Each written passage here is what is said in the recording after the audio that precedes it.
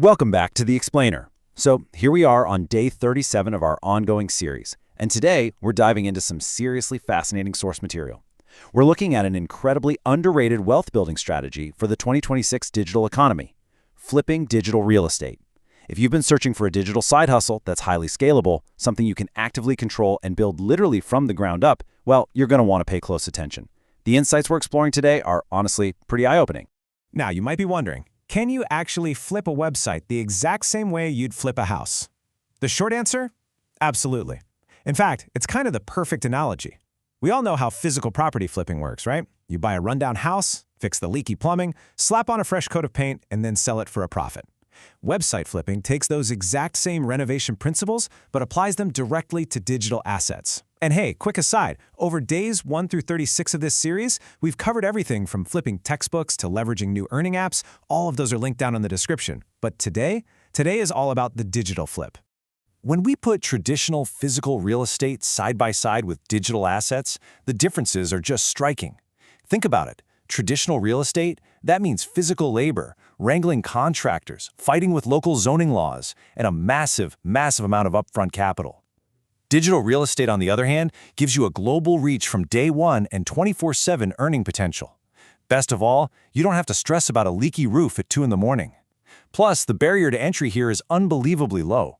Instead of scraping together a 20% down payment for a $500,000 home, you can literally get started in website flipping with as little as $500. So, here is our roadmap for today's explainer. We'll start with Digital Real Estate 101, then break down the math behind the flip. After that, we'll look at where to buy websites, followed by improving the digital asset, and finally, we'll wrap up with a really crucial due diligence warning. All right, let's jump right into Section 1, Digital Real Estate 101. The core process here is beautifully simple, and it breaks down into 3 very actionable steps. Step 1, you find an underperforming or undervalued website that already has a little bit of traffic or revenue. You aren't starting from scratch. You're buying a foundation. Step 2, you improve it. You are the digital contractor. You step in, upgrade the content, fix the SEO, or maybe find better ways to monetize the traffic they already have. And step 3, once that monthly revenue goes up, you sell the asset for significantly more than you paid. It's buy, renovate, flip. Simple as that. And the data shows exactly why this is such a compelling strategy. We're talking about a 150% average return on investment within a single year. When you apply smart, targeted renovations to a digital asset, the scaling potential goes through the roof. You aren't just sitting back hoping the market goes up, you are actively forcing the appreciation of that asset. Moving right along to Section 2, the math behind the flip. To really grasp the opportunity here, we have to look at how websites are priced in 2026. In the digital real estate world, valuations rely on something called the multiple system. Basically, this is the standard pricing rule, where a website is valued at roughly 30 to 45 times its monthly net profit. Think about what that actually means for a second. If you buy a site and increase its monthly revenue from $500 to $1,000, that isn't just an extra $500 in your pocket each month. Because of this multiple system, you're effectively doubling its final sale price. You are literally adding $15,000 to $20,000 in equity to that digital property just by boosting its monthly profit. It's wild. Let's put this into perspective to see how stability directly impacts value. Let's compare 2 websites that both make exactly $2,000 a month.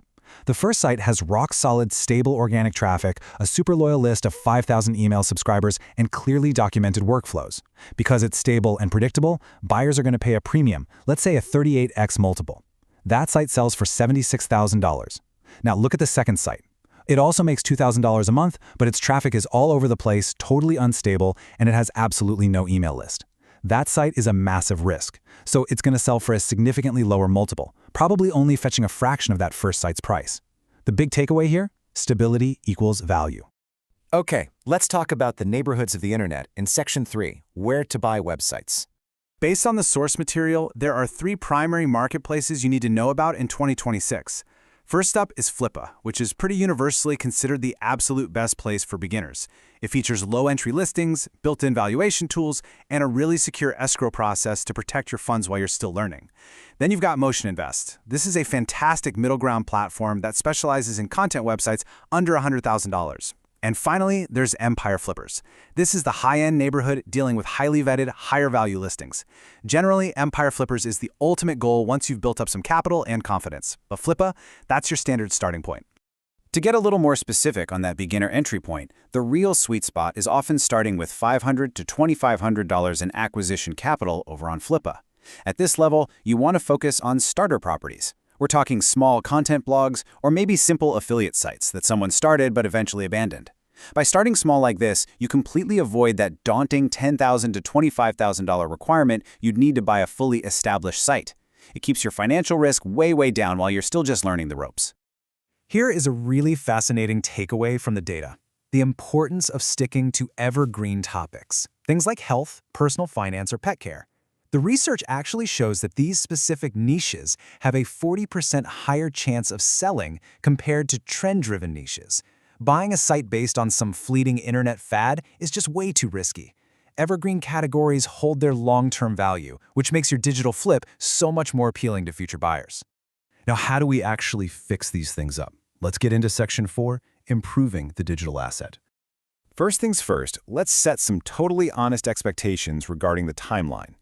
While the idea of a lightning-fast turnaround is super appealing, your average standard flip is typically going to take between 3 to 6 months of really focused effort. However, depending on the baseline quality of the site you buy, how aggressively you apply your improvements, and of course market demand, it is entirely possible to execute a fast flip in as little as 30 days. But honestly, as a general rule, expect to hold and renovate the property for about a quarter to half a year. So, what exactly are we fixing during that time? Well, the top value-adding improvements in 2026 are highly specific. Number 1, you need to add a monetized email list. If a site relies entirely on Google searches, it is incredibly vulnerable. An email list is traffic that you actually own. Number 2, improve the SEO to stabilize whatever organic traffic is already coming in. And number 3, diversify those income sources. If the site only makes money from one single ad network, you need to introduce affiliate links or maybe a digital product to build in some resilience.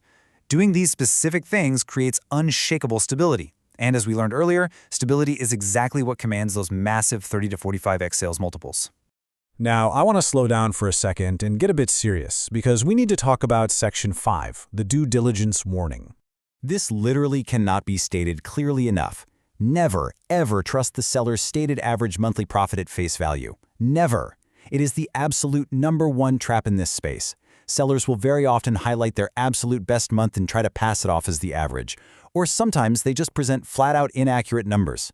Every single claim has to be verified independently by you.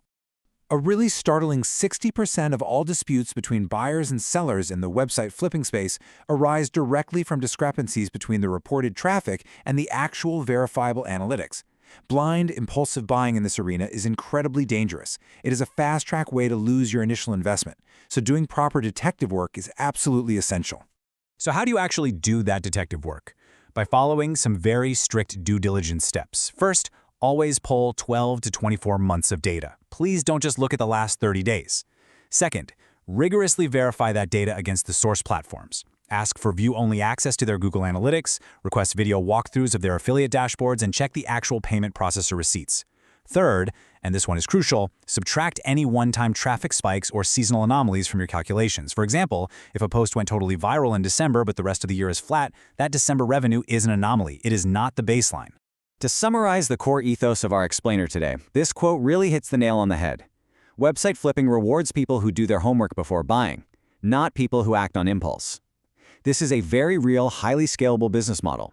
It's clearly one of the highest ROI digital side hustles available to us right now. But, and this is a big but, it only works when you treat it like a real business, verifying the data and actually putting in the elbow grease to improve the asset. So, I'll leave you with this provocative challenge. Are you actually going to do the homework to flip your first digital property? Or are you just going to window shop and browse the listings? The opportunity is sitting right there. Anyway, thank you so much for joining me for Day 37. If you haven't yet, definitely make sure to go back and check out Days 1 through 36 to see all the other models we've explored. And please, hit that subscribe button right now, because tomorrow for Day 38, we're breaking down source material that covers an unbelievable method for earning money just from writing a single newsletter. You absolutely won't want to miss that one. See you then.